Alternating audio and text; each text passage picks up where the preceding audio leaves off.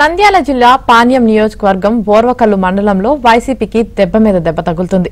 Panyam MLA Katasani Rambhupal Reddy ప్రధాన అనుచరుడు Somayajulapalle YCP నేత మహేష్ తో పాటు మరో 50 కుటుంబాలు వైసీపీని వీడి టీడీపీలో చేరాయి. నందికొట్కూరు నియోజకవర్గం టీడీపీ ఇన్ఛార్జ్ గౌరు వెంకటరెడ్డి పసుపు కండువాలు కప్పి పార్టీలోకి ఆహ్వానించారు. కాటసాని రాంభూపాల్ రెడ్డి దౌర్జన్యాలతో వేగలేక వీరంతా టీడీపీలో చేరారని, వీరందరికీ టీడీపీ అండగా ఉంటుందని గౌరు వెంకటరెడ్డి తెలిపారు.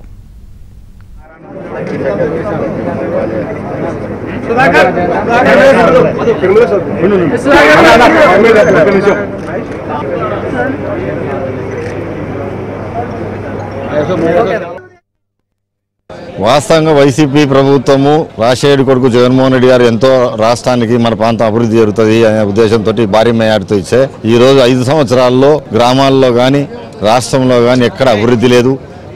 యువతకు ఉద్యోగ అవకాశాలు లేవు. కాంట్రాక్టర్లకు ఎక్కడ డెవలప్మెంట్ యాక్టివిటీస్ లేక వర్కులు లేవు.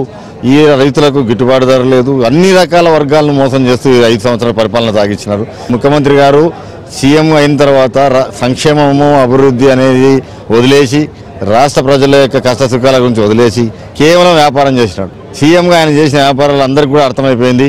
లిక్కర్ వ్యాపారం ఎవరు చేస్తున్నారు అంటే వాళ్ళు మనం చెప్పడం కాదు, వాళ్ళ ఎమ్మెల్యేలే చెప్తున్నారు. మా సీఎం గారే లిక్కర్ వ్యాపారం చేస్తున్నారు, ఇసుక వ్యాపారం మా సీఎంఏ గారు చేస్తున్నారు, మైనింగ్ వ్యాపారం కూడా మా సీఎంఏ గారు చేస్తున్నారు, ఆఖరికి అడవుల్లో ఉన్న ఎర్రచందనం కూడా మా వ్యాపారం మా సీఎం గారే చేస్తున్నారు అని వాళ్ళ మనుషులు వాళ్ళ ద్వారా ప్రచారం చేసుకుంటూ ఈరోజు ఉంది. ఏ గ్రామంలో అభివృద్ధి లేదు. గతంలో తెలుగుదేశం ప్రభుత్వంలో అభివృద్ధి అనేది కాబట్టి, రెండోది వీళ్ళ బెదిరింపు పర్వాలు ఎక్కువైనాయి. అధికారం ఉంది కదా అని చెప్పి చాలా మందిని ఈ 5 సంవత్సరాల్లో అణచివేత గురి చేయడము, తప్పుడు కేసులు పెట్టడము, ఎన్నో రకాల ఇబ్బందులు పెట్టడము, ఈ బెదిరింపులతో ఇన్నాళ్ళు భయపడుతూ ఉన్నారు. కానీ ఎలక్షన్ నోటిఫికేషన్ వచ్చిన తర్వాత ప్రతి ఒక్కరు కూడా ఈ వైసీపీ ప్రభుత్వం వల్ల మన ప్రాంతం అభివృద్ధి లేదు, రాష్ట్రం అభివృద్ధి లేదు.